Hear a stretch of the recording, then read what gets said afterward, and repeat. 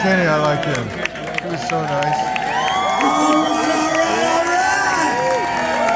What's going on? Are you guys ready for historic, helpful Honda Soundspace tonight? Now, I don't know if you guys have been hearing us talk about this on KROQ, but it truly is a historic night we're going to have here tonight. Because these guys, right, it's their big last hurrah. We've been with them for 23 years here at the world-famous KROQ. Yeah. So without further ado, please welcome Sum 41!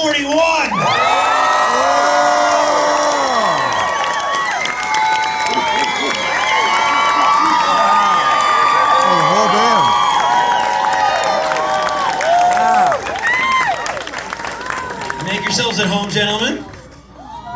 See where they're at. This is incredible. Very, very cool. This is just, yeah, give it up, guys.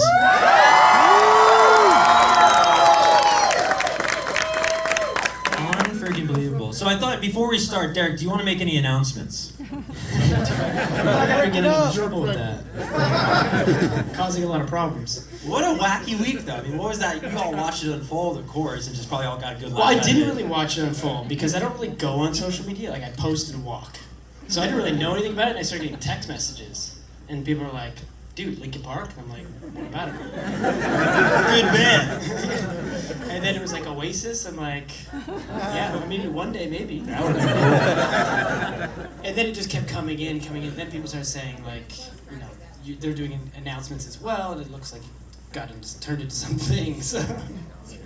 Like, did I miss an email from Mike? Yeah. You know? It's crazy. Well, about, not even 6 months ago, these guys released an album that you may have heard of called Heaven and Hell. And in those 5 months, I mean, it's so incredible. You guys have 2 KROQ #1 hits, which is just incredible. Dopamine and Landmines. Make some noise for that. And, I mean, just to put it in perspective for everybody here tonight and everybody watching online, I mean, you guys are now on the station more than the jocks are per hour. I mean, I am allotted about like 1 minute an hour to say something. Derek's voice is at least heard 3.5 minutes every 60 minutes for the past like 6 months on KROQ. It's just everywhere, and for good reason. You guys love that record. Yeah. Actually, some of the KROQ bands wanted me to ask you here tonight if you guys have any plans to sort of relinquish power rotation here at KROQ, give somebody else a chance. Probably not. Why would we do that? But let's talk, in all seriousness, let's talk about this record because it is sort of a concept record of sorts, right? Heaven and Hell has been well documented. Heaven representing the pop punk side of what you guys do so well, and then of course Hell, more heavier side of Sum 41. And I was really thinking about that when I poured over the record and I was listening to it this year when it came out, and just thinking as a fan of you guys for 23 years, is that tension that's always been there?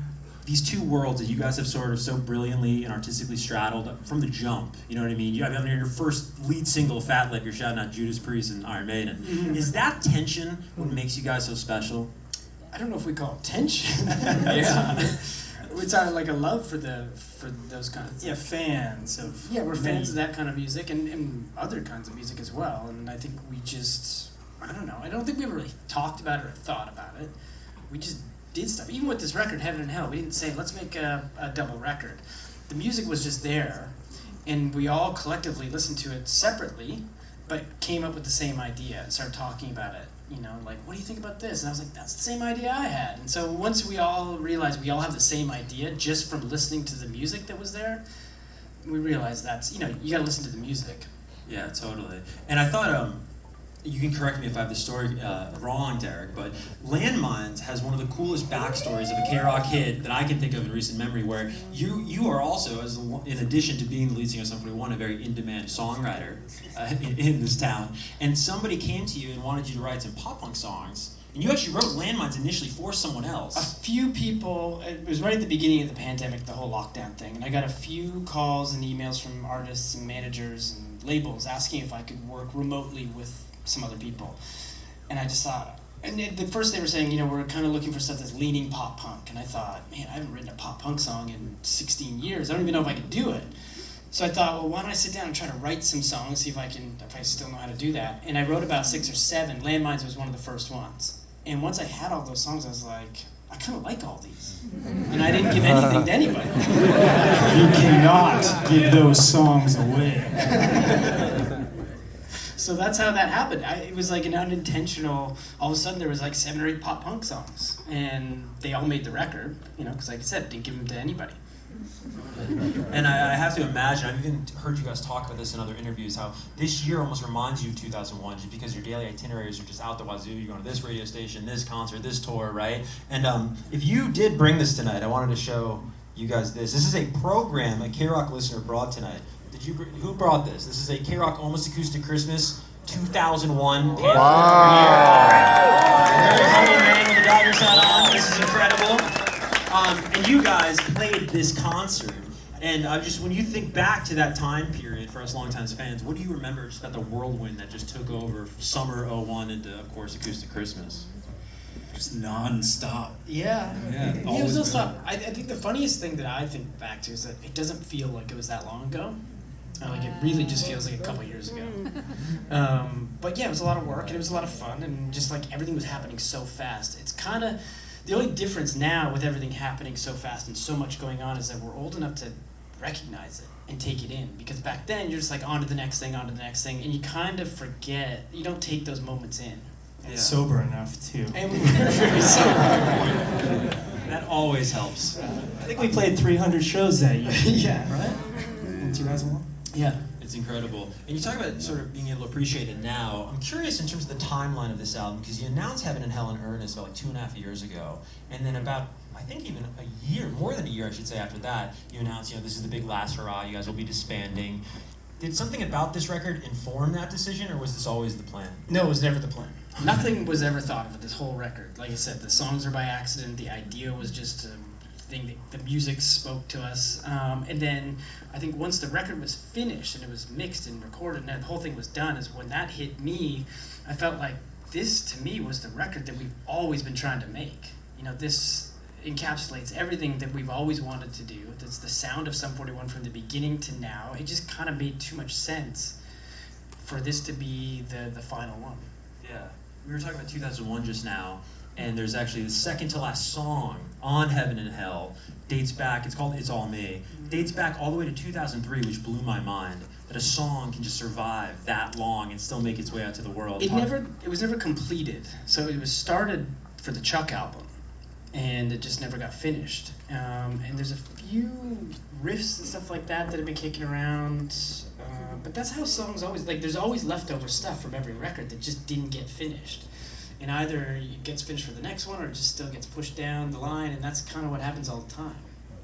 Well, you talk about things not getting finished. I'm just so curious, and open up to the entire band, of course.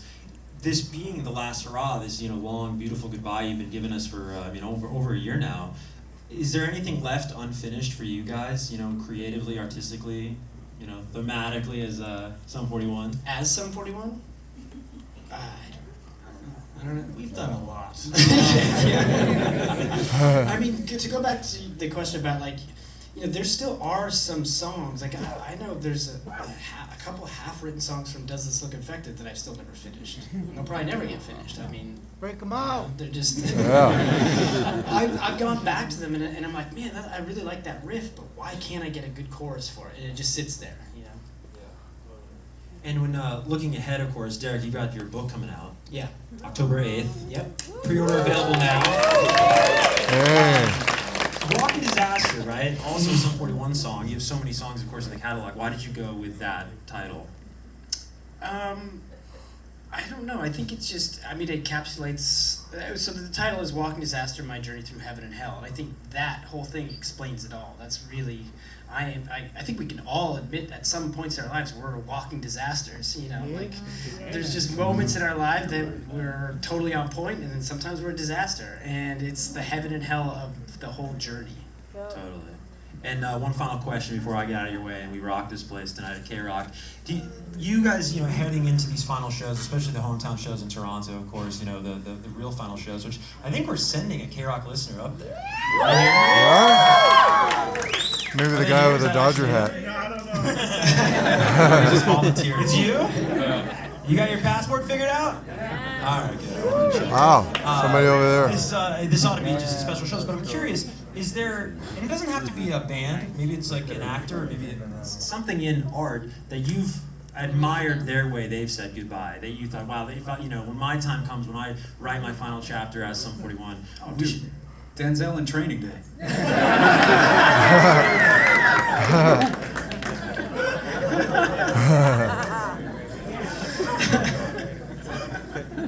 That would. That was so quick too. It's like you thought about that. He's For a like, while.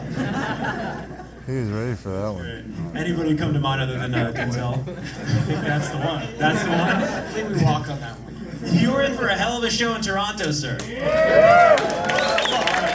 tonight. And right now.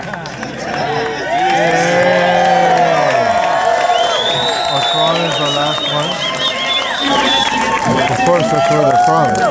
Thank you guys so much. Guys, make some noise for the band. Yeah!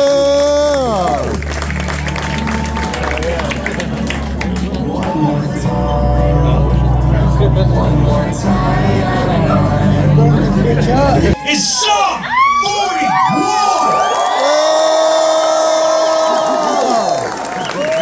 Okay, now we got it.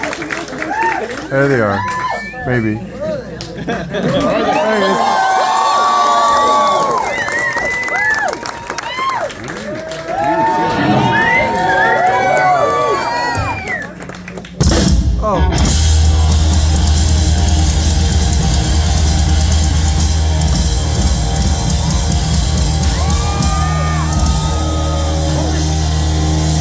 Let's see how rowdy we can get this shit tonight.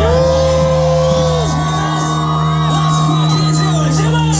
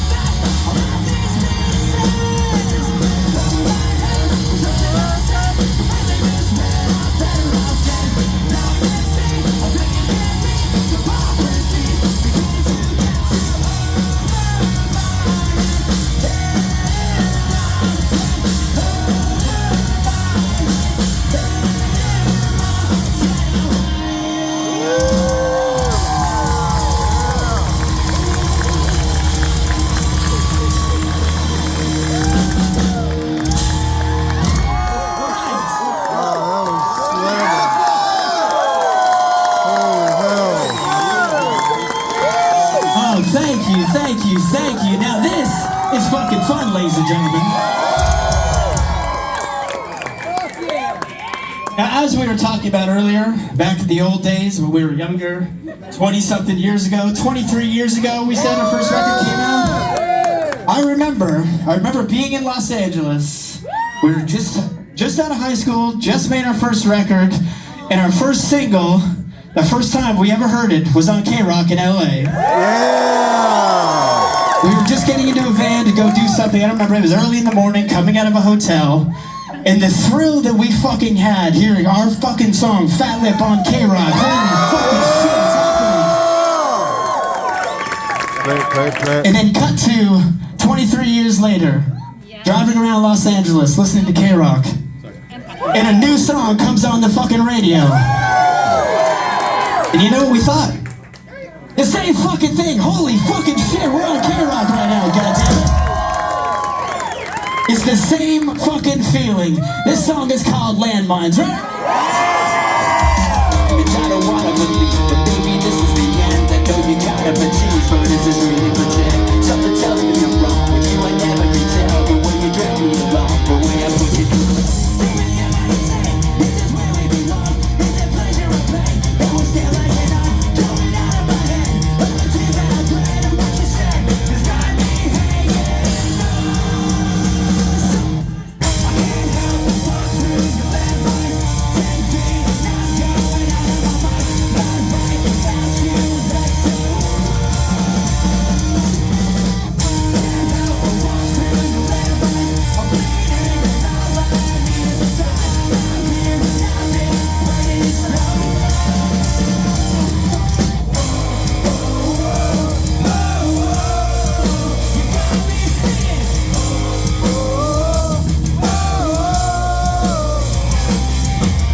And maybe I'm out, maybe all of us bad. I'm not sure why we moved wrong. It was the best that I had. They say it's all for the best. I think that made is a lie. But my hair is a mess. This is a little bit of.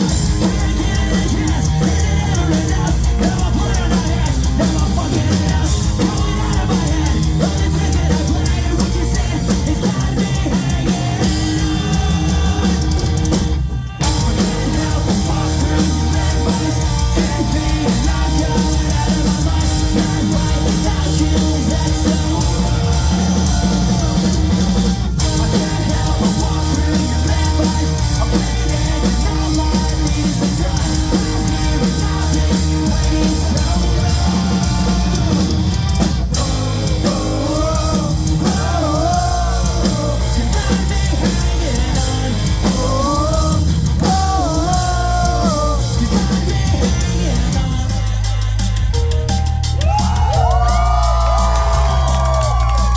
all I need to know is should I stay or is it time for me to go? I don't wanna waste another minute, no.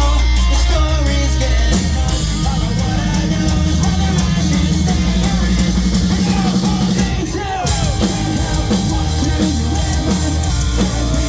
10 feet and I'm going out of my mind. I'm not right without you, is that so?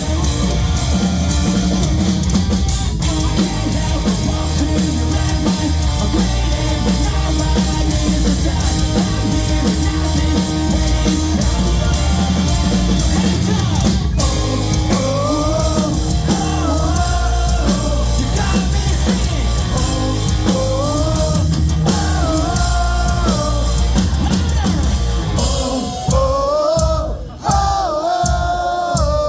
This side. You've got me hanging on.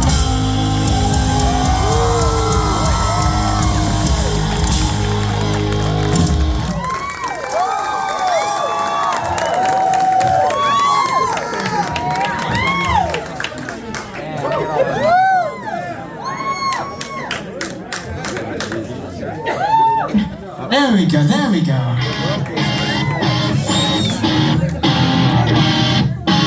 Probably an important thing to have working. I brought this guitar from home, ladies and gentlemen. This is my guitar from All Killer No Filler. That's and I retired it all the way back then, but I thought, you know what? Just a couple days ago, I said I'm gonna bring it for you motherfuckers here tonight. God damn, it sounds good. Alright, I gotta shut the fuck up. Let's play more music, right? This song's called Dopamine.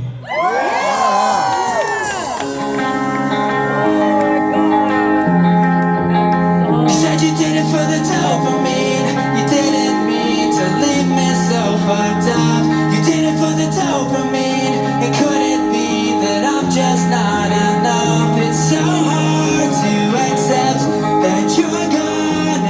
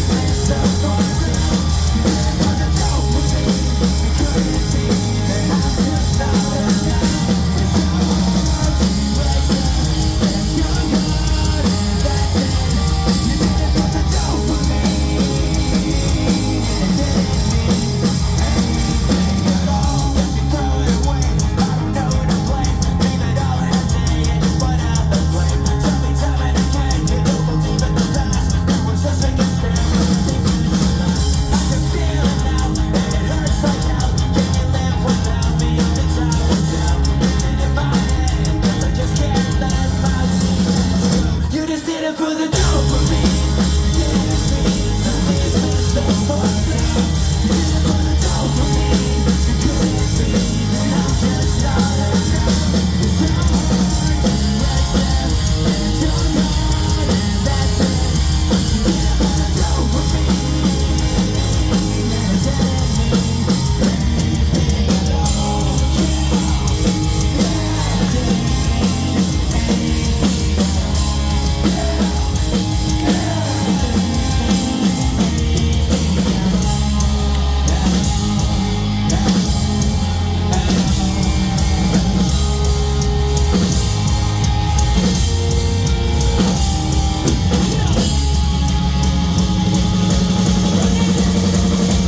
You just did it for the dopamine.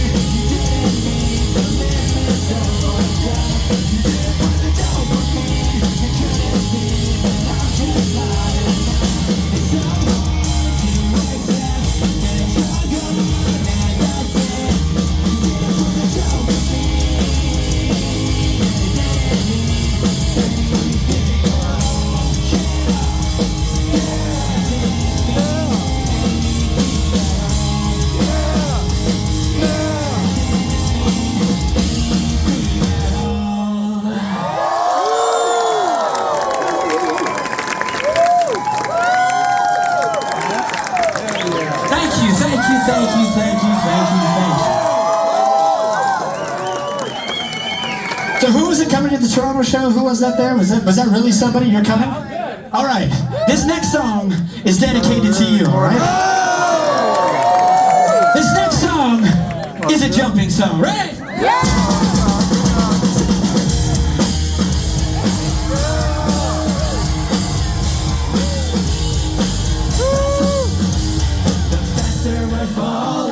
Stopping and stalling, we're running in circles again. Just things were looking up, you said it wasn't good enough, but still we're trying one more time, right? 'Cause maybe we're just trying too hard, when really it's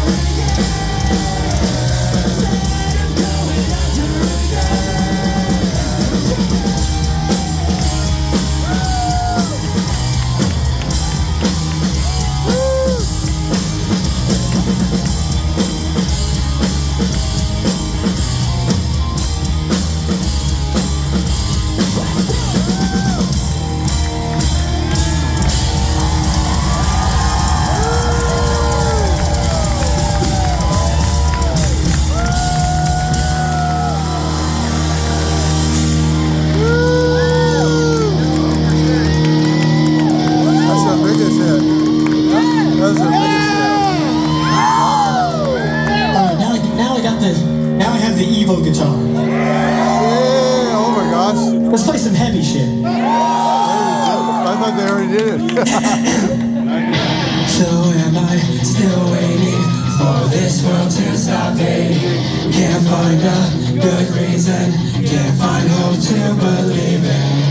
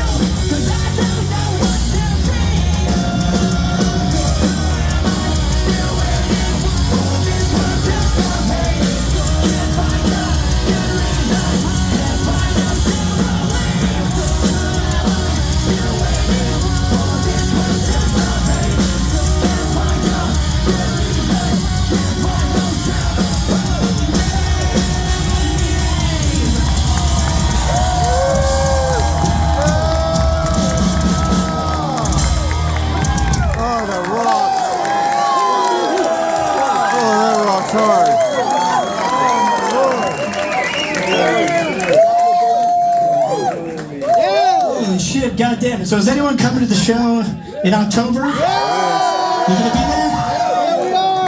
What is that, October 3rd, I believe? We're still a little ways away. But this is a good warm-up. This is the first night of the whole fucking run right here. This is it. So thank you for joining us. Thank you, KROQ, for having us. Thank you for all the fucking love and support for all the fucking years you've been playing our music, KROQ. Thank you for taking a chance on some fucking teenage punks from Canada 23 years ago with a song called Fat Lip. This song is dedicated to KROQ.